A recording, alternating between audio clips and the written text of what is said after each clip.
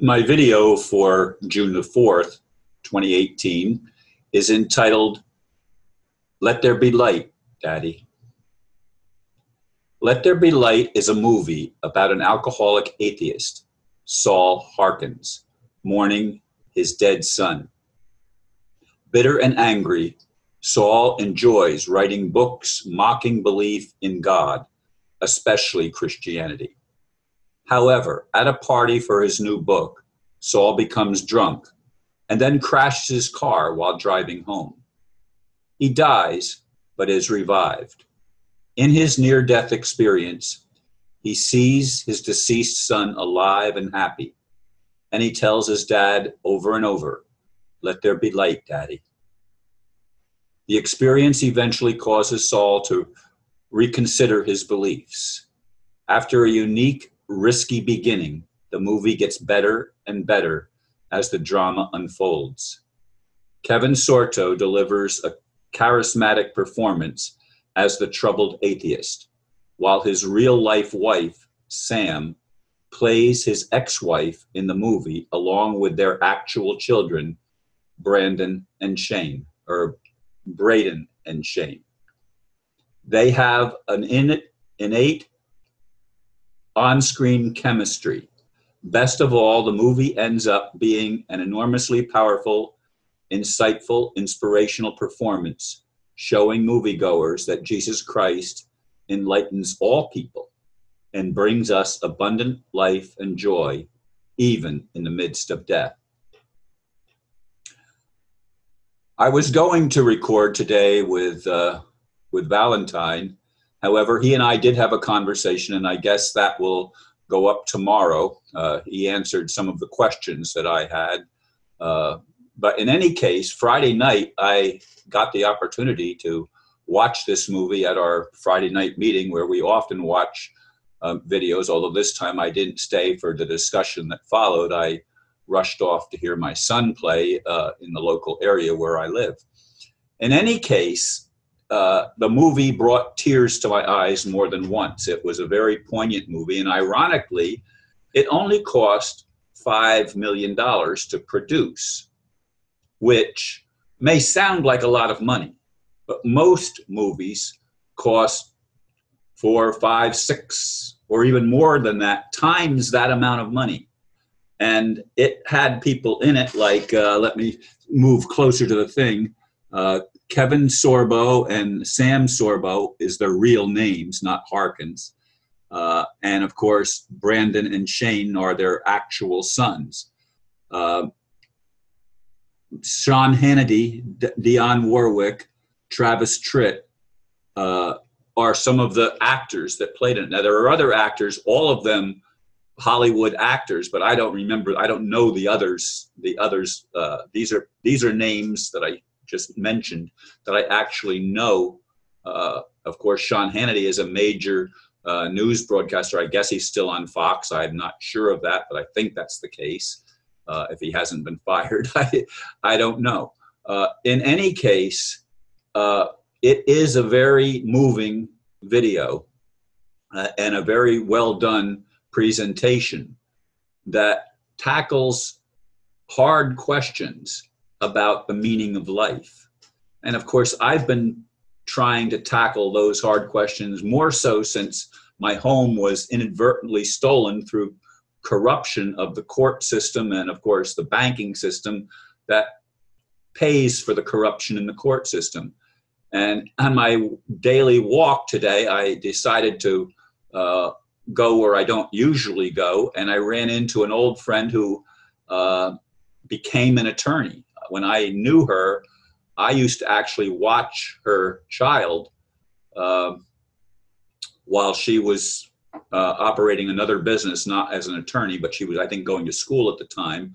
But I would watch her child, and I ran into her on my walk, surprisingly, and she often goes up against the state, and she is one of the attorneys that sees the corruption and admits the corruption, which was a breath of fresh air to me, seeing somebody recognize the conundrum that we all have as human beings living in a world that seems to be operated by those with malevolent intent. And nothing is more demonstrative of that than the state of Israel, which is a terrorist state and always has been. It was not supposed to be rebuilt or regenerated until Shiloh comes, and that's Jesus, and he hasn't come back yet. Now, is he ever going to come back? I don't know the answer to that. I don't know how things are going to play out. I wish I did. But I'm still moved by the story of a God that takes responsibility for creation and actually plays a role in lifting us out of the deception that we've been imprisoned by and bound by for all of our lives, going back multiple generations. I know I keep saying that, but it's something everybody needs to wake up to. Folks, it's not about Christianity or Islam or Judaism or Buddhism or Hinduism or any of the other lesser well-known religions. Those are the five biggies, if you will. And actually, Judaism, to me, doesn't even belong on that list because it's not a religion. It's a political movement.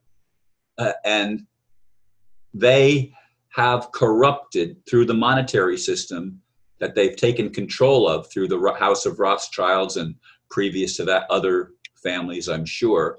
But they have taken control of the monetary system and thereby enslaved the world, so that this movie could be made with only $5 million budget is a very huge testimony that we don't need all of the high finances that pervade the movie-going public and the industry itself, because most of it, folks, is not meaningful. And that's not to say that I haven't watched movies and been inspired or moved in one way or another, because I have.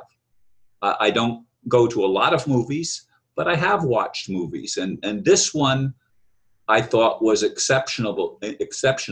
And as I said, it was a tearjerker because it was so poignant with the issues that we deal with, the tragedies and how we handle the tragedies that we have to deal with in our normal lives. Now, I would have made the video this morning, but ironically, I got a telephone call that I was contacted by a lady who I had never had a communication with, and we ended up talking on the phone. I had her call me, or she gave me her number, and I called her and left a message. She called me back many hours later, and we talked for about an hour, and then she followed up with more emails to me, and I finally blocked her from further communication, though I didn't delete the communication that we had already had. But in any case, she was trying to convince me that that all of the challenges that I've had to face and that we as humans face in our life is because of karma. And I'm sorry. I know I go to Hindu and Buddhist places regularly, but I don't believe that karma is fair unless we are told what the mistakes were that we were made, that were made in the previous life. But we're not told that.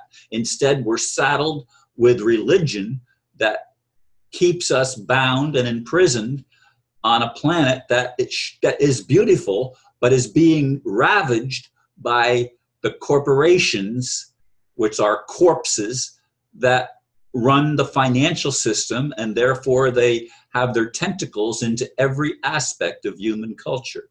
Folks, this is something that needs to change. And I will say, as the little boy on the other side spoke to his dad, "Let there be light, Daddy." And I mean that to God. Let there be light. Stop the nonsense of one-upmanship and one religion being better than another. Let there be truth. Let there be love. Let there be light that liberates us and enables us to see more clearly so that we can finally be free at last. Thank you for listening, and namaste.